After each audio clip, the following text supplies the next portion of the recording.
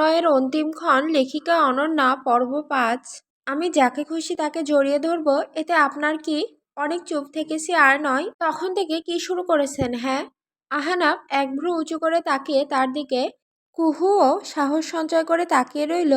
একে ভয় পেলে এ আরো বেড়ে বসবে। কুহু আবার বলল, আমি যাকে খুশি তাকে জড়িয়ে ধরব, দরকার পড়লে তাকে জড়িয়ে ধরে চুমু খাবো, আপনার কি তাতে?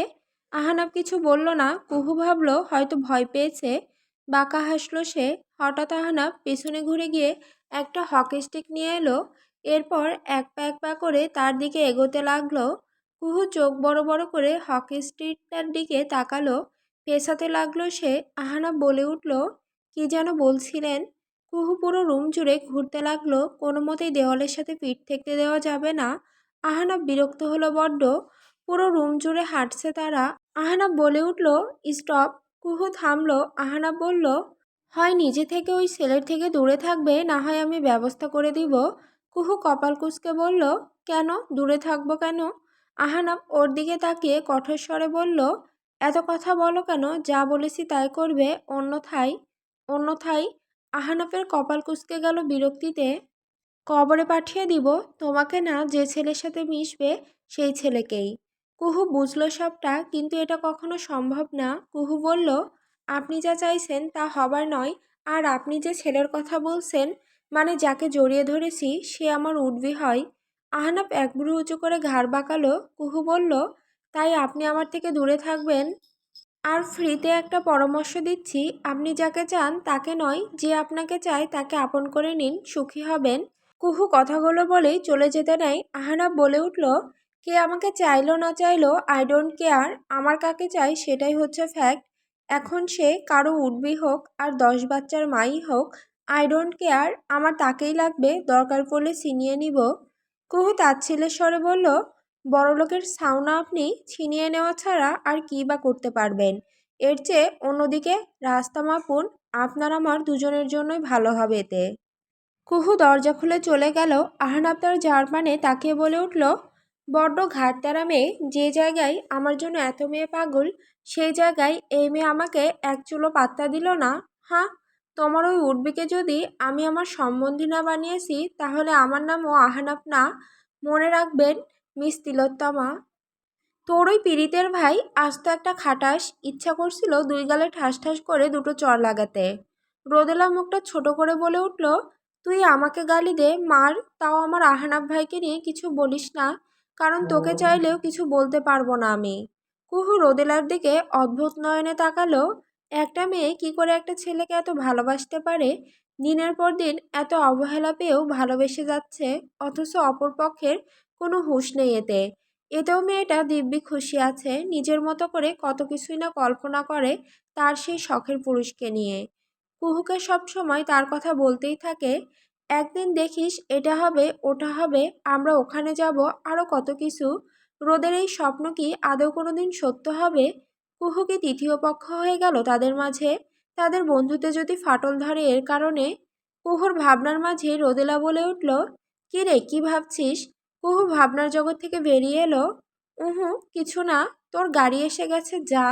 রোদেলা তাকিয়ে দেখলো যে একটা সাদা রঙের প্রাইভেট কার দাঁড়িয়ে।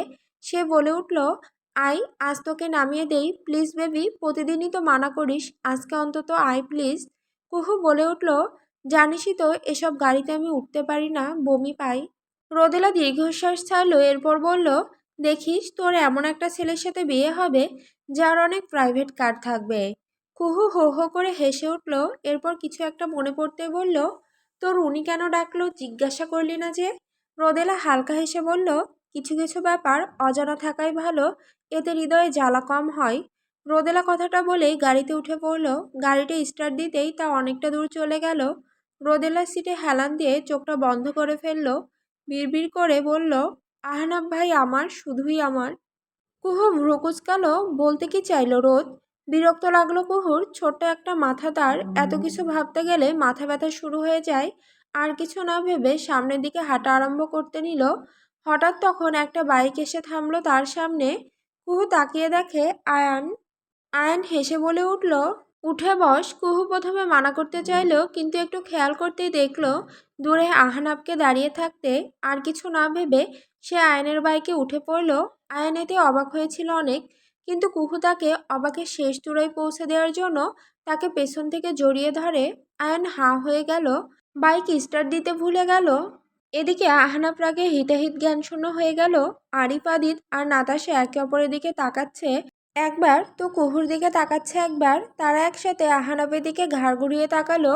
আহনাব আরিফের হাতে থাকা হকি স্টিকটা নিয়ে সোজা কুহুর দিকে ছুঁড়ে মারল। ওরা মুখে দিয়ে নিজেদের চিৎকার করা আটকালো। এদিকে হকি স্টিকটা গিয়ে সোজা কুহুর মাথায় লাগলো। পেছন ঘুরে থাকায় কুহু দেখতেই পায়নি যে আহনাব হকি স্টিক ছুঁড়ে মেরেছে। ধপাস করে বাইক থেকে পড়ে গেল সে।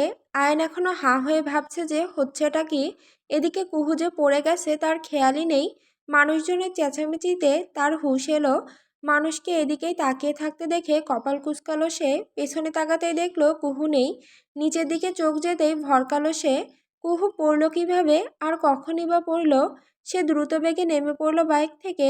সুহাসিনী, এই সুহাসিনী, কি হলো তোর? একটা লোক বলে উঠল। কি হলো আবার কি? একটু আগে না মেয়েটার মাথায় হকি স্টিক লাগলো, কোন জগতে থাকেন আপনি? পাশে থাকা হকি স্টিকটা এতক্ষণে খেয়াল করলো আয়ান। পেছনে তাকাতেই দেখলো কিছু ছেলে মেয়েকে দাঁড়িয়ে থাকতে। সবাই মিলে একজনকে চেপে ধরে রেখেছে, যার হাতে আরেকটা হকি স্টিক। আয়নের দিকে তাকিয়ে এসে আয়ন বুঝলো না কিছু। সে আপাতত কুহুর দিকে ফোকাস দিল। মেয়েটা অজ্ঞান হয়ে গেছে। আয়ন কুহুর ব্যাগ থেকে পানির বোতল বের করলো। ওর চোখে পানি ছেটাতে লাগলো, কিন্তু তাও জ্ঞান ফিরল না তার।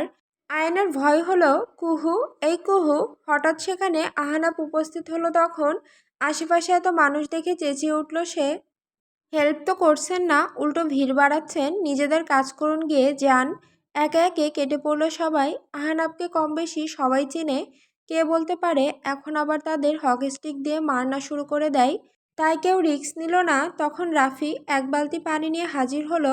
আহনাব কুহুর নিকাবটা উপরে তুলে দিল। আয়ন কপাল কুঁচকালো। আহনাব রাফির থেকে বালতিটা নিল। এরপর পুরো এক বালতি পানি কুহুর মুখের উপর ঢেলে দিল। আয়ন আটকানোর সময়টাও পেল না। এদিকে কুহু ধরফরিয়ে উঠল। মনে হচ্ছিল যেন তার মুখের উপর দিয়ে সুনামি বয়ে যাচ্ছে। তাকাতেই সে আরেকটা ঝটকা খেলো। আহনাব দাঁড়িয়ে পরিস্থিতি বুঝতে সময় লাগলো তার। সে উঠে বসলো, তখনই মাথায় হাত দিয়ে চেঁচিয়ে উঠল মৃদু।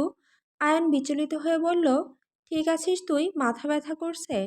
কুহু বলে উঠল, বালের ভার্সিটি আমার, একটা দিন সুস্থ সবলভাবে বাড়িতে যেতে পারি না।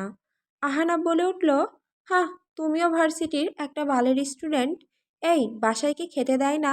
একটা হকি স্টিক মাথায় এসে লাগলে অজ্ঞান হয় কেউ? কুহু তাকালো আহনাবের দিকে, এরপর বলে উঠল, আসেন, আপনাকে মেরে দেখাই অজ্ঞান হয় কি করে। আয়ান বলে উঠল, হকি স্টিকটা কি আপনি মেরেছিলেন? আহনাব কিছু বলার আগে কুহু বলে উঠল, বাসায় যাব ভাইয়া। কুহু উঠতে নিলে আয়ান আর আহনাব দুজনেই ওকে ধরল।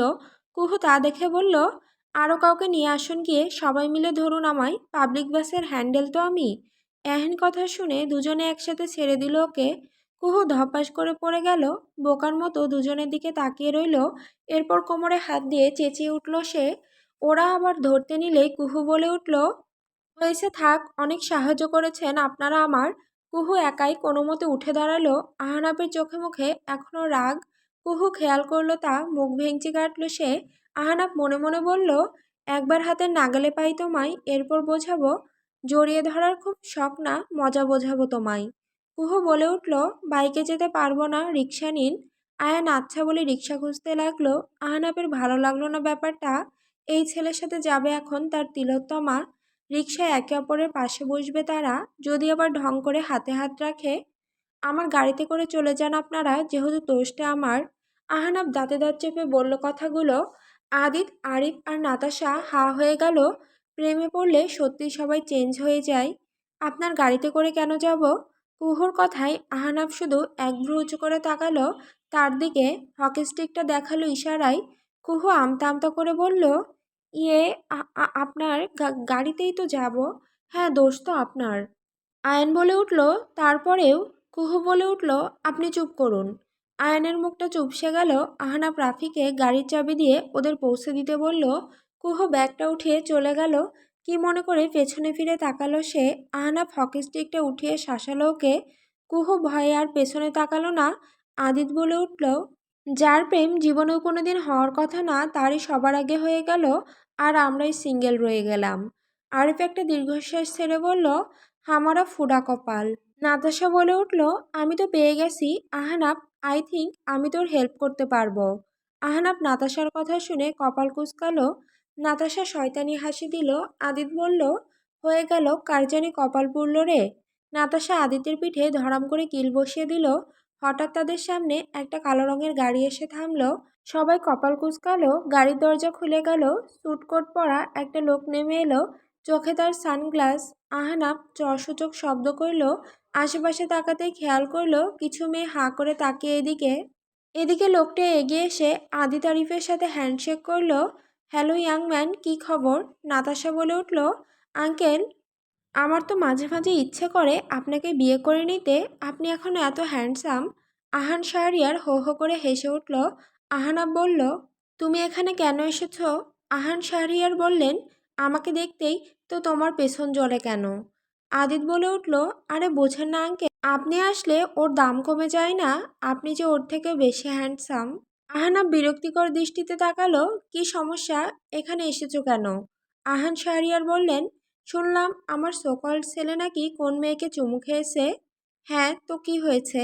আহনাফের কথা শুনে আহান শাহরিয়ার বললেন, কি হয়েছে মানে, তুমি একটা মেয়েকে কিস করেছো, ব্যাপারটা কত বড় তোমার ধারণা আছে? আহনাফ বলে উঠল, প্রেগনেন্ট তো করে ফেলেনি, কিসই তো করেছি জাস্ট, তাও গালে। আহান শাহরিয়ার বলে উঠলেন, কেমন নির্লজ্জ ছেলে, বাপের সামনে কী সব কথা বলছে। আহনাফ কিছু বলতে যাবে তার আগেই আহনাফের ফোন বেজে উঠল। হ্যালো ভাই, গাড়ির ব্রেক ফেল হয়ে গেছে। রাফির কথা শুনে আহনাফের মাথায় বাজ পড়ল। হোয়াট, তোরা কোথায় এখন? জানি না ভাই, গাড়ি যেদিকে যাচ্ছে আমরাও সেদিকে যাচ্ছি। হোয়াট দ্য ফাক, তিলোত্তমা ঠিক আছে? রাফি কাঁদো কাঁদো সুরে বলল। ওনার কথা আর বললেন না ভাই, ব্রেক ফেল শুনে উনি গাড়ির দরজা খুলে জাম্প মেরে দিছে। এখন আমি আর আয়ান ভাই গাড়িতে। ভাই বাঁচান আমাদের। আহনাব হতবাক, হতভম্ব। জাম্প মেরে দিছে মানে? ও কি করে? ফোনের ওপাশ থেকে আয়ান আর রাফির চেঁচানোর শব্দ ভেসে আসছে, মিস্টার আহনাব, আমাদের বাঁচান, ভাই বাঁচাও। আহানাপের সব মাথার উপর দিয়ে যাচ্ছে, সে শুধু বলল, হাসপাতালে দেখা হচ্ছে। ফোনের ওপাশ থেকে ওরা চেঁচিয়ে উঠল, না।